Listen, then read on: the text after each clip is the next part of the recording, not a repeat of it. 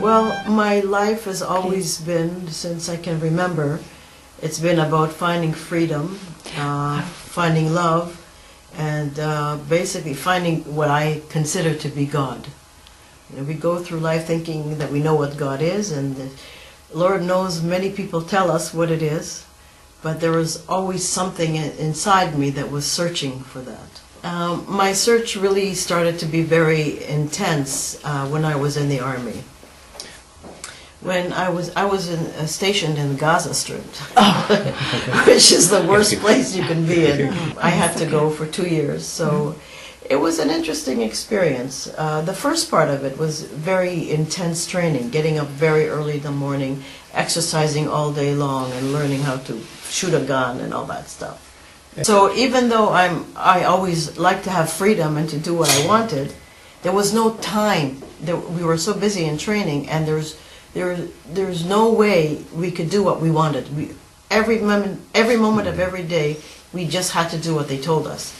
So my mind became quiet. At the time, I didn't understand why I was happy when I was going through all this rigorous workout. But after the basic training was finished, that's when I was stationed in Gaza, which was really bad. And it was very dangerous to go home, because from the army base to the mainland was about an hour drive, and hand grenades were being thrown consistently. So it was very much like being in a prison in a way, because I couldn't leave. It was actually quite fortunate, because the circumstances pushed me to search very much for something, some kind of freedom. And it just so happened that at that time, my father gave me a book called Siddhartha by Hermann Hesse. You've heard of, yes. And I couldn't stop reading it. Every night we had bunk beds and lots of girls in the dorm. And I would read it to them every night. I would sit on my bed and read it over and over and over again. So I couldn't put that book down, and it gave me a very strong feeling that I have to go one day. I will go to India and find a guru. And I probably didn't even understand what the book was saying, but I knew that was where I wanted to go, and that's what I wanted. At the time, my parents had just gone through a very bad divorce, and I was having a lot of disappointments in my own relationships. So one day, when I got out of the base, I went and hitchhiked to the Wailing Wall in Jerusalem. In the Wailing Wall, you write on a piece of paper something that you want, a prayer or something, and you put it in the cracks, and it's supposed to come true. That's really the only connection I ever had to religion. Because my parents were Canadian Jews who were totally atheists. There was no religion growing up in my house. So what I wrote on this note was that I want to find the real kind of love, not the kind that comes and goes, not the kind that is painful all the time. I wanted something, the kind of love that I imagined would come from God, the way that God would love. That's what I wanted, and I put it in there. So then when I got out of the army, I started living in a commune with hippies. I became a hippie, and I lived with a bunch of hippies, all musicians and artists. So I was trying to find my way through drugs. We would take all kinds of, anything from LSD to magic mushrooms, marijuana, you name it. We took it all, and we would get really high and ask, who am I, who am I? And we thought that's the way we're going to find God. One night, I had a very powerful experience in my sleep, in my dream. I was in this room with a lot of people, and suddenly everything disappeared completely. It became completely dark, pitch black. Couldn't see anything. And I didn't know, I felt this presence, and a very, very powerful presence around me. And so I asked it, and not with words, because nothing was happening the normal way. With senses, I couldn't see anything. But I asked it without words, what is it? And the answer that came to me, again without words, was, I am the power of love. Oh. And all you ever need in your life is love and to love. Shortly after that, I never told anybody about this, but shortly after that, our commune dissolved, and I broke up with my boyfriend. Oh. And again, now I was really wanting something. I wanted some kind of knowledge. I wanted to find something. I knew I had to fill that hole. So I went to visit a friend, and this friend had a wall about like this big, full of books. Every New Age book, Ramtha, Shmamtha, everything was on the wall, every book. So I went through each one. I opened, too intellectual, opened, oh no, I don't understand. Another one, no, nothing. So I was ready to go home, but just before I went home, I needed to use the washroom. On the floor in the washroom were two books. There were two books by Swami Muktananda. And his picture was on it. And one of the pictures, his eyes were so full of love, and underneath it, it says, there's boundless love within. Go there and find it. So when I saw that, and I saw the love in his eyes, I connected it to my dream, and I said, this is what I have to do. I took the books immediately. And it turned out that a friend of ours that used to be in the commune sent it to my friends. So I wrote him immediately saying that I'm coming. Now everyone tried to stop me. My father sent me to a psychiatrist to make me stop, to change my mind. My stepmother offered I had an early inheritance, 25% of a fully paid house. She offered to match that amount if I stayed and bought a house. Oh. My boyfriend came every day on the motorcycle, wanted to marry me. Another friend wanted to take me around the world, and my father offered to pay for all my education if I stayed. So, but nothing could stop me. I just knew inside I have to go. If this man could teach me how to find God, then I don't care about anything else in my life. That was my priority. So within 3 weeks, I was gone. So when I arrived at the ashram, he was living in a big ashram in India.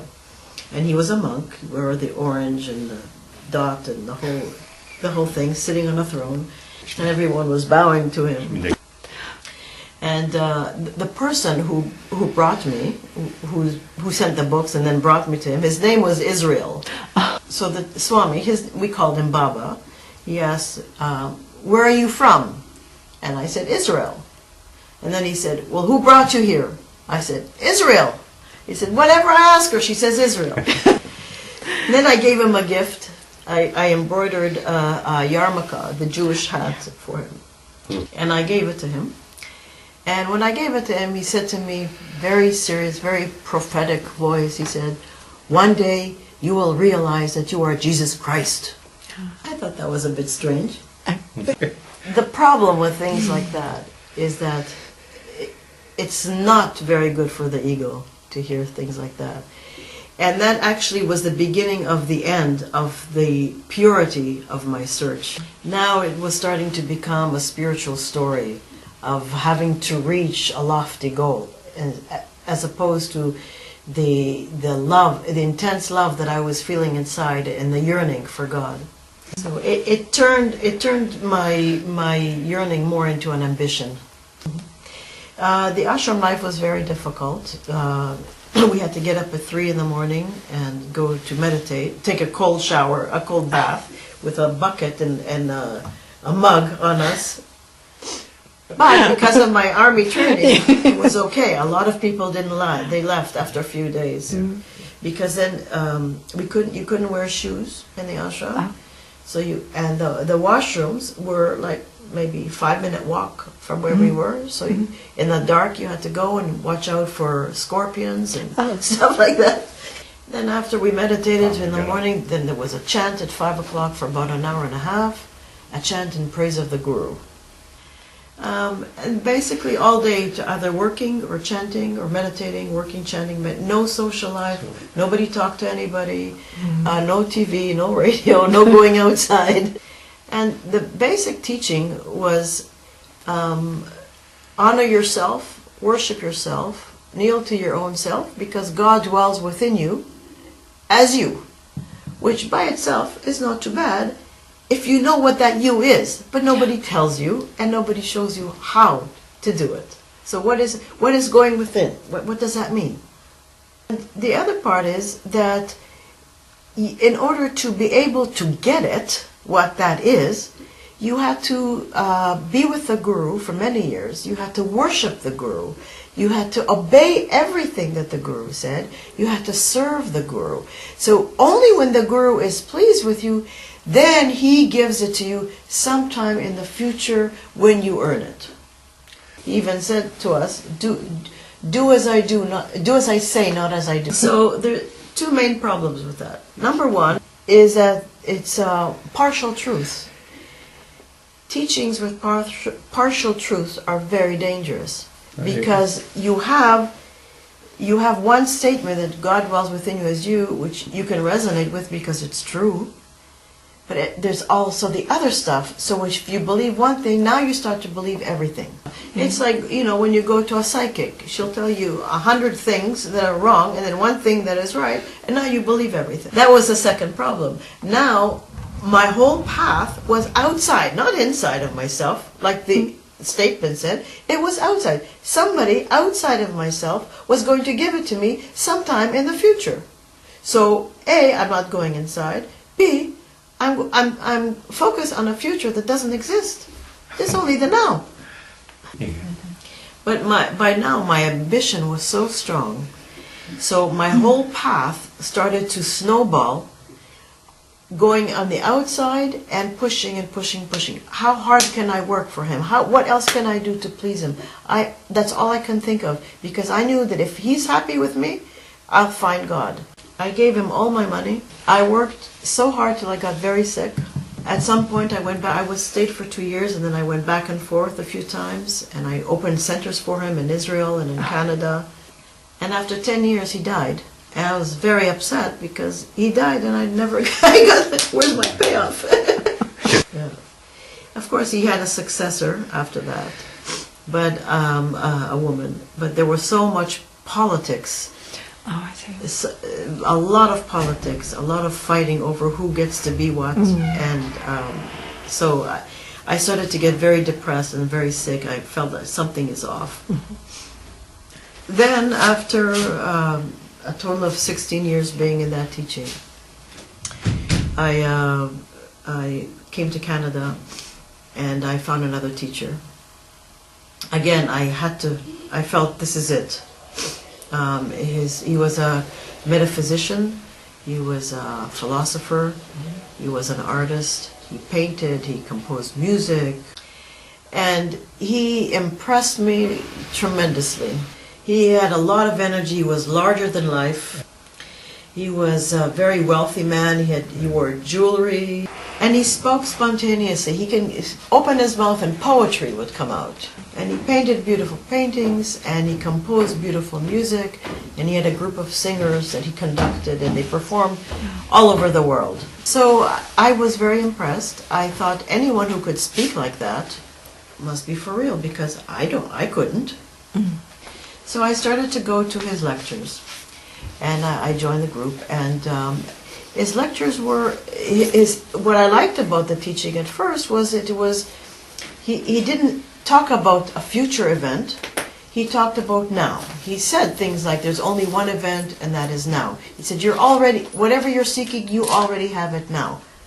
And he talked about it as being out from inside out. And he was able to explain things that I was never able to understand. And so at first, I was going to all the lectures, and the way it was is he would speak so much, and we'd have to, afterwards we get a transcript, and we have to look out all the words in the dictionary to really understand the deep meaning of what he was saying. And this went on for about another 15 years. And what I didn't realize, which I know today, what was happening is now, instead of having this egoic ambition, look at me, I'm a great devotee of the Guru, now my whole identity shifted into intellectually learning content, knowledge, with my mind. So now my whole path was done with the mind and with the intellect. After he died, And this time I said, no more gurus. Okay. I'm going to listen to my own voice. The thing is, when I was with him, I thought that now I finally found the real thing. The India thing was a good beginning, but now it's the real thing. So it was very hard for me, even though I noticed that I was starting to go to other courses and reading other spiritual books. It was very hard for me because I kept asking myself, if I found the real thing, why am I still searching? So it bothered me, but I felt like something was still missing. And so I tried to go more into, I read all of Eckhart Tolle's books. I didn't understand any of it because I thought, oh, it's just like what the other teacher said. And then I got into Law of Attraction. Secret, Abraham Hicks, because I thought, at least I'm going to make my life better. But then the amazing thing happened is I met this fellow. The first time when I met him, we got together and we went out for about a month. But I kept finding things wrong with him. He wore sandals with socks, and he wore the same shirt twice in a row. Who does that? He wasn't trying to impress me. But I was trying to impress him. I thought I had this teacher that was fantastic, and was in India, and then maybe I can impress him. But it didn't happen. By this time, I had already been single for almost 18 years, and it was very difficult for me to be with a man. So after 1 month, I just couldn't handle it.